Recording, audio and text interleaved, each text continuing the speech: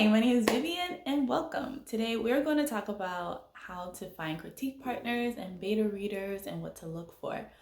I just currently finished the 5th draft of my novel and right now it is currently being read by my critique partners and beta readers. So what is a critique partner?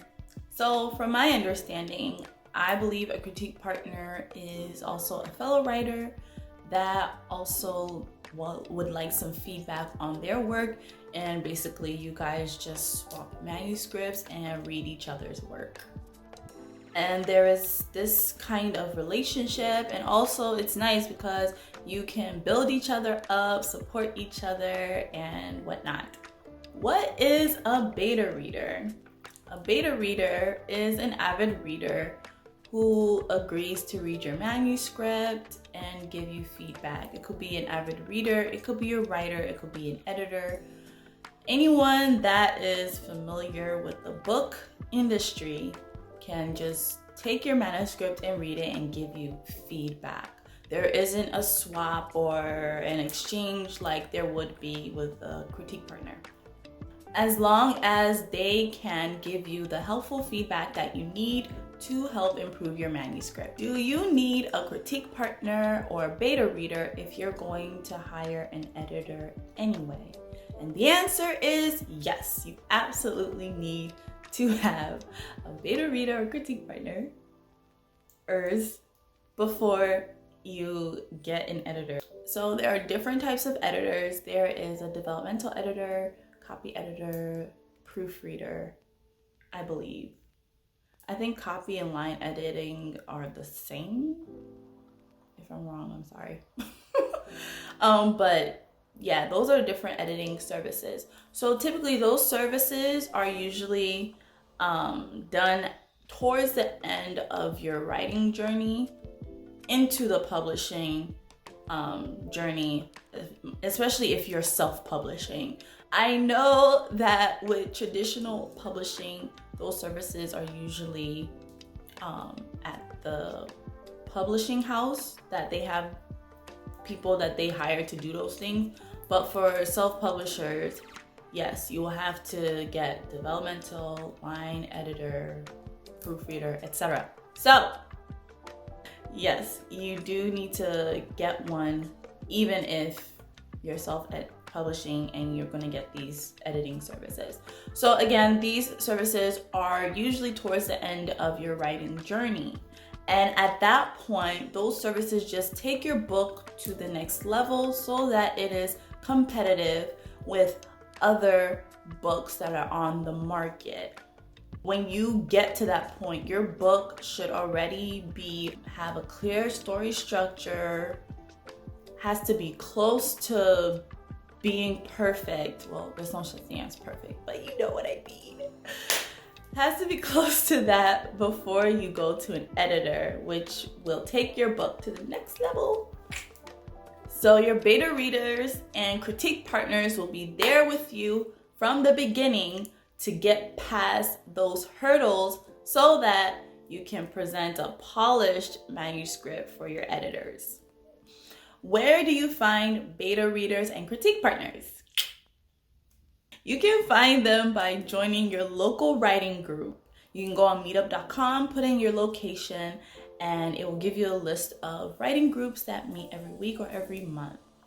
They can range from poetry to speculative fiction and in between. What you'll do is you'll go introduce yourself, meet people. Some of these groups have critique groups, which I don't know. I've done critique groups and it was a bit overwhelming because I had like 10 or 15 people critiquing my work, and it was a lot. So, but you can find individuals that you feel like you connect with, we vibe with, and ask them if they would like to read your work, or if they can send their work to you. You can create a relationship that way. Next is social media. Social media is a great place to find other readers and other writers to connect with. But don't just create a profile. Don't just create a profile and start randomly messaging people to critique or read your book, because you'll get ignored and people will think you're a spammer. So don't do that. But what you can do is you can follow hashtags, or you can go under people's pictures or YouTube videos and like make comments, make genuine comments and whatnot, and comment other people's comments and just connect with people. Also, at least in my experience, I've connected more with writers and readers through Instagram. I feel like Instagram is just a place that's made for us. I don't know. Anyway, so like, you know, I'll comment on people's pictures and whatnot, or in their stories. And like with the stories, the comments go into like the DMs, the direct messages, and then like you can kind of go back and forth with someone. And you know, sometimes when you go back and forth with someone, you start connecting with them and realizing that you guys have other things in common, you know, and other interests you guys have. And then at that point, you can be bold and ask, hey, would you like to read my story or whatever? Or, you know, can I read your story and whatnot? And, you know, with stuff like that, you can like catch the vibe. Like you can see if someone is open and, you know, is open to receiving that type of request, or if it's just kind of like dry conversation where you're not really like getting to know the person. Y'all know what I mean. But another thing with social media is, I don't know, be bold. Like post that you're writing a book on your Facebook or something, and you just don't know who might comment. Like one of my critique partners, I actually went to school with him. We both did theater together. He was actually one of the actors in one of my I think it was one act plays that I directed. So he posted on Facebook that, oh, I just finished my second draft of my novel, and people were congratulating him. And I was like, oh, that's awesome that you're writing a book. I'm also writing a book. And then he messages me in Facebook and it's like, oh wow, it's so cool you're writing a book. And then we were going back and forth, and then I was like, hey, send your book to me and I'll read it. And actually right now he's reading my book. So see, you just gotta be bold and like put yourself out there, because you just never know. Another is Discord groups. This is a new thing that I've been hearing about for the past few years, I believe, past 2-3 years, where people create Discord groups, like a YouTuber or Instagram or someone creates Discord groups that you can get invited to, and then you can meet other writers and readers and discuss things in the book industry and whatnot, and then you can connect that way to find other readers and critique partners, beta readers and critique partners as well. Another is joining these mentorship programs like Pitch Wars or Author Mentor Match. So with these programs, you basically submit your manuscript, your query, your synopsis, and then you're waiting for the mentors to get through all the submissions and see if you get picked. So during the waiting process, you can go on Twitter and connect with other people waiting. And if you guys can swap manuscripts after the process, if none of you guys get picked. So there was one girl that I did swap manuscripts with, and we gave each other's feedback, and I was like, you know, if there's anything else you'd like me to read from you, let me know. You can send them my way. And I never heard from her again, so I hope she's well.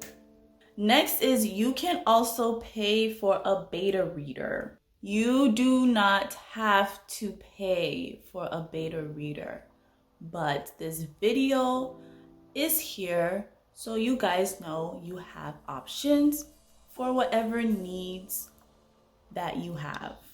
Again, there are a lot of free ways to get beta readers. You do not have to pay for them, but you can if you want to. There is a site called Fiverr.com where you can sign up for free, and there are thousands of beta readers that you can choose from who can read your manuscript and give you constructive feedback. Some of these beta readers, their backgrounds are either they're published authors, writers, editors, and also readers themselves. And their services can start from $5 and up. You can also find sensitivity readers on Fiverr.com as well, because I've seen them.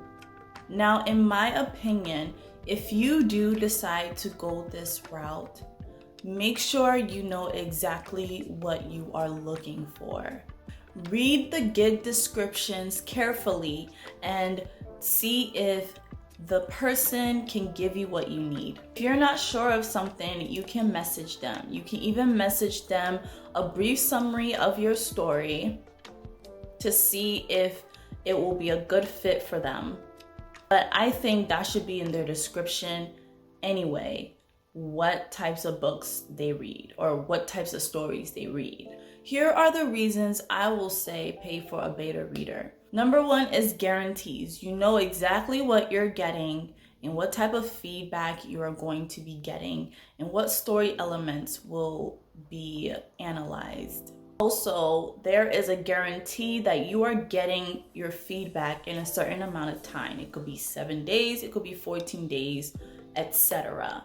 You don't have to guess or wonder if this person is not going to give you feedback when you send them your manuscript. It is much faster and you can get to your revisions much quicker. And also, if you're kind of in a rush and you don't really want to, at the moment, take the time to actually go out there, put yourself out there and make relationships to get a beta reader, then this is an option because it is right there, quick. You can get someone right away and get your feedback in as little as 7 days. I'm a beta reader on Fiverr and I only read science fiction and fantasy stories. I will leave a link in the description.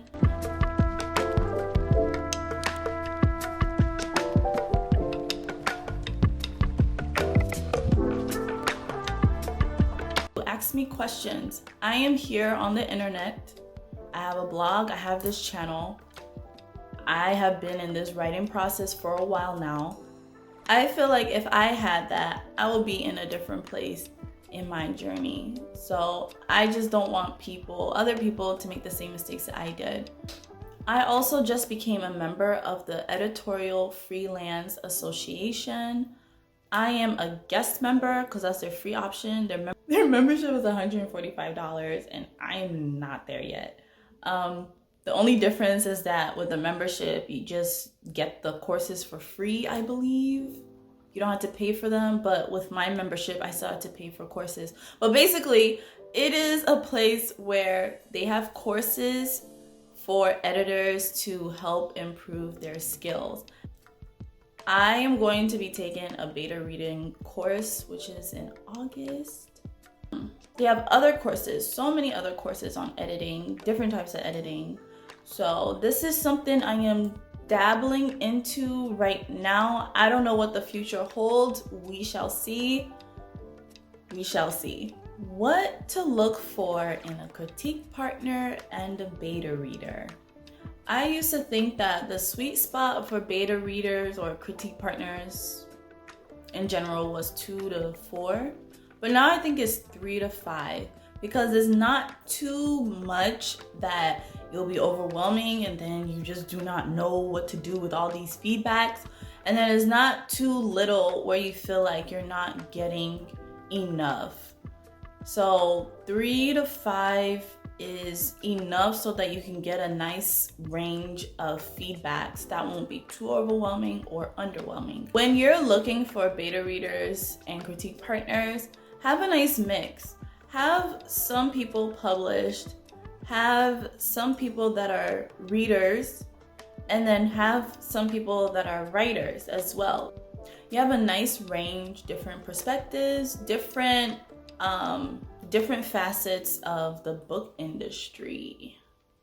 Right now, the readers that I have 2 that are published. I have one that's a booktuber, and then I have one, my classmate in college, he's a writer, so I have him. So that's my mix. The most important thing when it comes to finding a critique partner or a beta reader is to make sure that they read, watch, or write in the genre you write in. I had an experience where this person did not get the world building in my story, and later I found out that they don't typically read science fiction, fantasy, and all in all, the person did not give me any constructive feedback that I could use, and it was absolutely frustrating. So yes, I think that's one of the most important things, is to make sure that the people that you're choosing do read in the genre, watch in the genre that you write in. Look for respect. I do not care how bad you think a manuscript is. First off, that's subjective. Anyway, it doesn't matter. It was a person who wrote this story. Treat them with respect. I'm not saying you should sugarcoat and not be honest, but there is a way that you can do it with respect. This person has put their heart in your hands. They're trusting you with their heart. You don't just rip it apart. Come on. Don't use words like melodrama, gimmick, stupid phrases like it doesn't make sense, or this sucks, or what. I feel like I shouldn't be saying this, but you'd be surprised. You'd be surprised how many people do not take it into consideration.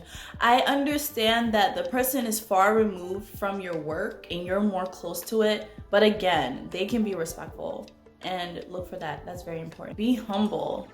You're not perfect, and there's things that you also have to work on too, right? So give that person that same grace and just help them make their story better. That's all that people want, is to be respected and just have their manuscript just be better. Look for someone that will be honest and give you the helpful feedback that you need, because at the end of the day, all we want is truly to write the best story that we can write, period. That's all. But look for someone that is not gonna say, oh, everything you write is great and wonderful, because you'll never get better. And then also, do not get someone on the other end that makes it feel like you cannot do anything right and that you're not good enough. They're both dangerous. Extremes, avoid them. Get someone in the middle, and also give you things that you can use to improve. Also, find someone who will respect your time and give you their feedback in a timely manner. I know that, with these type of arrangements that we don't have complete control over it. You can send someone your manuscript and they don't have to respond to you.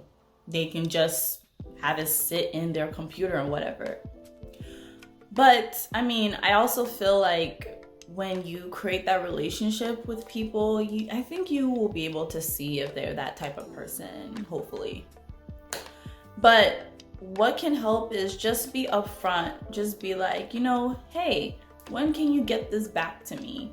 And then you guys can talk about a time frame that works for the both of you. Again, communication is important, is key. And once you have that, you should. If you enjoyed this video, please give it a thumbs up. Subscribe if you want to watch more videos on writing tips and books. Also, go ahead and watch the next video here. I will talk to you next time. Bye.